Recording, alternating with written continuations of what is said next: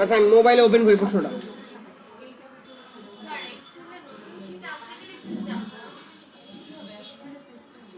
হুম, ওয়ার্ডে কি করেন? Control N, new document open করার জন্য। হ্যাঁ,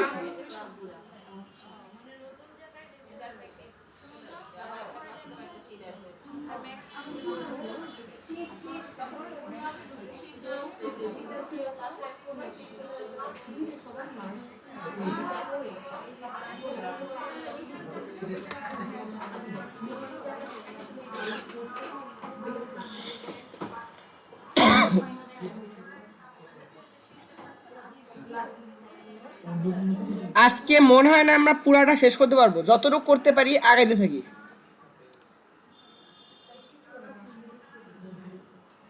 ওকে,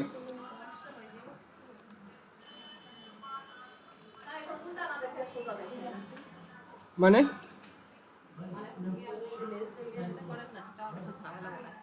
মানে এই যে পিছনের নাম্বারটা আগে দেন, ওটা মানে কম ছোট থেকে বড় যাবে, এটাই তো নিয়ম।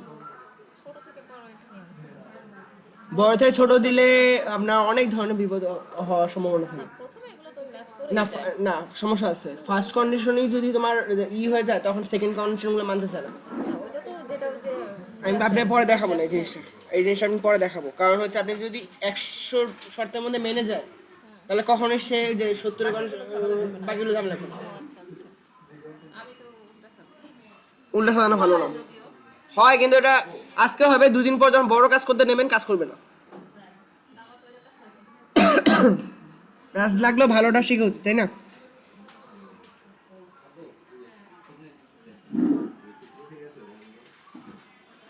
আচ্ছা আমরা এক একটা রো করবো, পুরোটা সাজানোর দরকার নেই, এক একটা করে করি পরে বানাবো।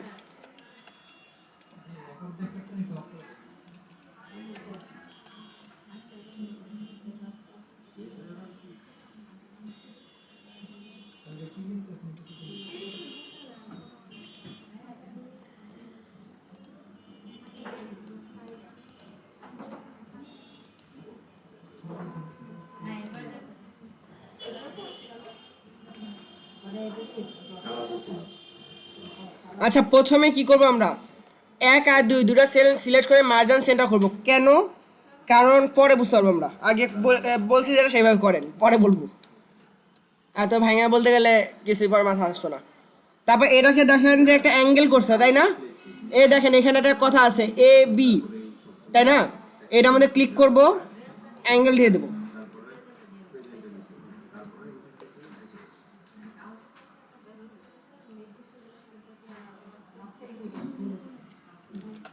RICT 001।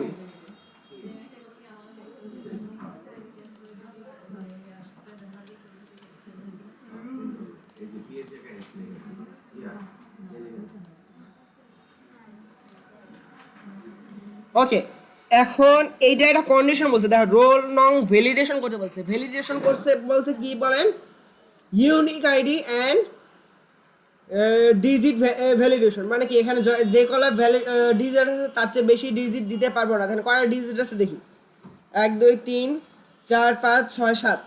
মানে আমাদের এখানে কন্ডিশন দুইটা। ভ্যালিডেশন কি আগে সেটা আগে বোঝার চেষ্টা করি। ভ্যালিডেশন মানে কি, মানে একটা কিছু লিখলেন, এই যে এইখানে যে লেখাটা লিখছি এই লেখাটার মধ্যে আমি যদি একটা সংখ্যা বাড়তি লিখি এখন তো নিতেছে, কিন্তু ভ্যালিডেশন অ্যাপ্লাই করলে নেবে না, বলবে যে নো আপনার শর্ত মানে নাই। তারপর আবার বলবে যে ইউনিক আইডি, মানে হচ্ছে একবার 1 দিয়েছেন, এখন দ্বিতীয়বার যদি 1 দেন নেবে না, বলছে একটা অলরেডি আছে, দ্বিতীয়বার আবার 1 হতে পারে না। তাহলে এই যে আমাদের কন্ডিশনটা, এই কন্ডিশনে বলা হয় ভ্যালিডেশন দেওয়া। তো এই ভ্যালিডেশনের জন্য আমাদের দুইটা শর্ত দিছে। একটা শর্ত হচ্ছে কি ইউনিক ভ্যালু, আর এটা বলছে 7 ডিজিটের সংখ্যা হতে হবে। ওকে, তাহলে এই দুইটা শর্ত আগে আমরা বুঝি। যে আগে বলছে ইউনিক ভ্যালু সমান সমান হচ্ছে, সূত্র মুখস্থ রাখেন, ইউনিক ভ্যালু সমান সমান হচ্ছে কাউন্ট ইফ। কোনো জায়গায় যদি ইউনিক ভ্যালুর কথা বলে তার মানে হচ্ছে কাউন্ট ইফ। আমরা লিখব equal to COUNT, count if লিখে ট্যাব দেব। ট্যাব বাটন ট্যাপ দিয়ে পর দেখেন এখানে আমার নিচে বলে দিছে, একটা বলে দিছে হচ্ছে রেঞ্জ, একটা বলছে কি ক্রাইটেরিয়া। তাহলে আমি প্রথমে কি দেবো, রেঞ্জ। রেঞ্জটাকে আমরা লক করব। কেন লক করব, কারণ যদি আমরা ড্রপ ডাউন দিই রেঞ্জ সরে যাবে। সাপোজ আমি যদি একটা জিনিস বোঝানোর জন্য কীরকম করে বোঝাই, এটাকে আগে ডিলিট করে নিই। এটাকে বোঝানোর জন্য অন্য পদ্ধতিতে বুঝাইনি। যেমন হচ্ছে ইকুয়াল টু সাম দিলাম, সাম দিয়ে ট্যাব দিয়ে পুরা সবকটা সেল সিলেক্ট করে দিলাম, ব্র্যাকেট ক্লোজ করলাম, এন্টার দিলাম। যে ও আচ্ছা, সাম দিয়ে তো হবেই না, এটা তো সামের কাজই না। আচ্ছা, আমি এটা বোঝানোর জন্য অন্য জায়গায় কিছু লিখিনি। ধরেন আমি ঢাকায় হচ্ছে, আচ্ছা আমি 12 কেজি 8 কেজি এবং 6 কেজি আম কিনছি। ঢাকায় আমের দাম হচ্ছে 80 টাকা, খুলনায় আমের দাম 100 টাকা, রাজশাহীতে আমের দাম 60 টাকা। এত কমও হবে না আশা করি। আচ্ছা, এখন হচ্ছে আমাদের কি করতে হবে, জানি যে আমরা গুণ করতে হবে। তার মানে কি ইকুয়াল টু যদি 80 ইন্টু এইটা দেই, তারপর যদি এন্টার দিই তাহলে আমাদের গুণ চলে আসলো, গুণ চলে এসে ডাউন দিলাম, তা তিনটার গুণফল চলে আসলো। কিন্তু এখন আমার কথা হচ্ছে যে না, ঠিক আছে এখন সব জায়গায় গড় হয়ে গেছে, এখন সব জায়গার দাম 80 টাকা। এখন তো আমি 80 একবারই লিখবো, 10 বার লিখবো না, তাই না? আমরা যদি এই দুটা জিনিসটা ডিলিট করে দিই, আনসার চলে আসছে 0। কেন? কারণ হচ্ছে আমার এইখানে পাশে সেল সিলেক্ট করে বসে আছে, এন্ড পাশে সেলে কিছু না থাকলে 0, 0-র সাথে কোনো কিছু গুণ করলে কি হয়, 0। আমি চাচ্ছি 80 রে করার জন্য, তার জন্য আমরা কি করতে পারি, তার জন্য আমরা এই জিনিসটাকে সিলেক্ট ইকুয়াল টু দিয়ে এই জিনিসটা সিলেক্ট করার পর এই সেলটাকে যাতে লক থাকে, আমরা যতই ড্রপ ডাউন দিই না কেন ওটা যাতে ওই পজিশনাল ফিক্স থাকে, তার জন্য বলা হয় ফ্রিজ করতে হয়। ফ্রিজের শর্ট মানে ফ্রিজ করার নিয়ম হচ্ছে, উপরে দেখেন কিবোর্ডের মধ্যে ফাংশন কি আছে, ফাংশন কি F4 এ ক্লিক করেন, একটা ডলার সাইন আছে দেখেন, ডলার সাইন দিয়ে ডলার করব, দেন হচ্ছে ইনটু দিলাম, ইনটু দিয়ে এটাতে ক্লিক করলাম, ক্লিক করে এন্টার দিলাম, দিয়ে এখন যদি নামাই দেই, এখন দেখেন এটাতে ডাবল ক্লিক করলে এইটার সাথে উপরেরটারই গুণ হয়েছে, কারণ ওইটা তো ফ্রিজ, ওটা তো নামবে না, কারণ ওরা ডলার সাইন দেওয়া। এর জন্য এইটাকে বলা হয় ডলার সাইন বা ফ্রিজ করা। ঠিক তেমনই আমরা এখানে সেটাই করব। Equal to COUNT count if tap, প্রথম বলছে রেঞ্জ, রেঞ্জ মানে পুরাটা, তারপর এটাকে লক করে নিতে হবে। ক্রাইটেরিয়া, ক্রাইটেরিয়া হচ্ছে পাশেরটা দিলাম, দেওয়ার পর আমি যদি এখানে ভ্যালিড করতে চাই, মানে এটাকে যদি এখন ব্র্যাকেট ক্লোজ করে দিই, সে বলবে যে 1, কিন্তু আমি 1 চাচ্ছি না, আমি ওনার কাছে ভ্যালিড চাচ্ছি। তাহলে ভ্যালিড করার জন্য ইকুয়াল টু 1 লিখে দেব, তাহলে আমার আনসার আসবে ট্রু। যখন ট্রু আসবে তার মানে এটা ভ্যালিডেশন করা সম্ভব এটা দ্বারা। ওকে, তারপর আরেকটা হচ্ছে কি 7 ডিজিট মানে কি লেন, তার মানে ইকুয়াল টু যদি কোনো ডিজিট কাউন্ট করতে হয়, মানে একটা সেলের মধ্যে কয়টা ডিজিট আছে এটা কাউন্ট করার জন্য সূত্র হচ্ছে কি lane, equal to LEN, lane. Lane দিয়ে ট্যাপ, পরে হচ্ছে সেলটাকে সিলেক্ট করে ব্র্যাকেট ক্লোজ, এন্টার। দেখেন 7 বলে দিছে। এখন যদি এটাকে ভ্যালিড করতে চাই তাহলে আমরা কি করতে পারি, ইকুয়াল টু 7 লিখে দেই, এন্টার দেই, দেখেন ট্রু আসছে। জিনিসটা কি এখন বোঝা গেল? এখন আর বা করুন।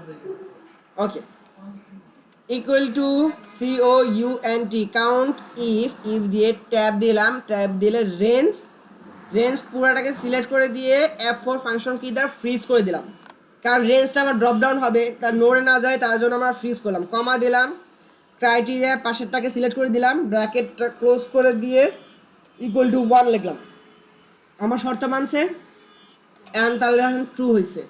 কিন্তু এখানে আমি যদি ডাবল ক্লিক করে এখানে 1 লিখি, কি আসছে, ফলস হয়ে আসছে, কারণ একই রকম দুইটা অক্ষর পাইছে, এজন্য সে ফলস বলছে।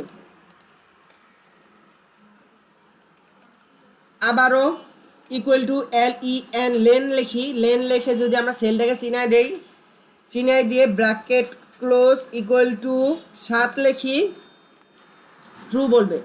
কিন্তু এখানে যদি আমি একটা অক্ষর বাড়াই দেই, সাথে সাথে কি বলবে, ফলস, কারণ 7 ডিজিট না, এখানে এখন 8 ডিজিট আছে। ওকে, এখন তো আমার এখানে দুইটা শর্ত, তাহলে আমাদের একের অধিক শর্ত যখন যুক্ত হয় তখন আমরা ইউজ করি কি, এন্ড।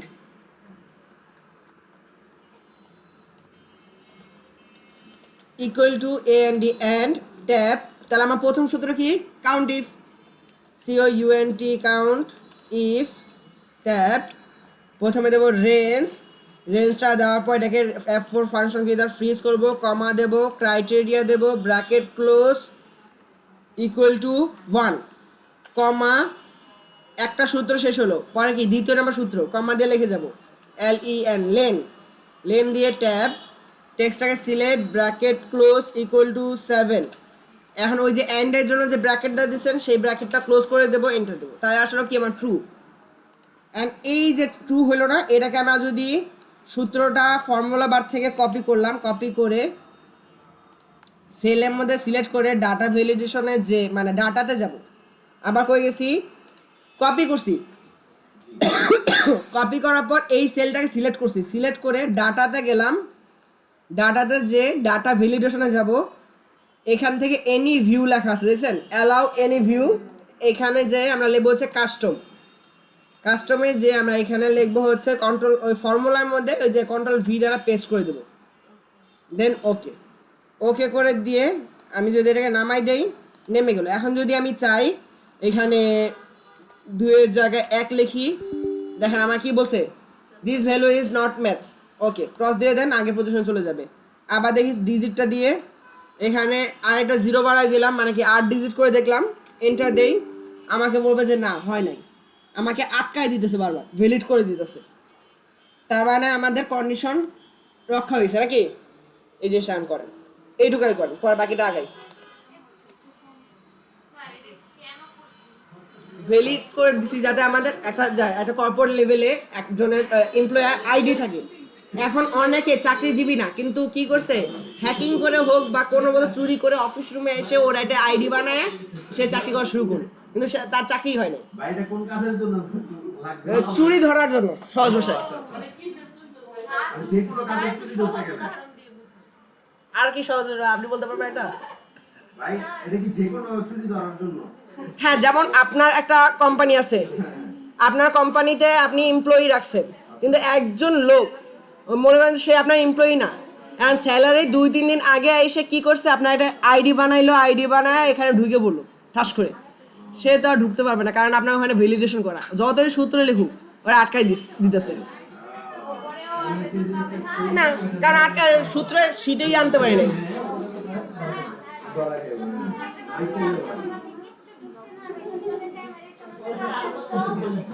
আচ্ছা, রেকর্ড দেওয়া আছে, রেকর্ডটা দেখে নিন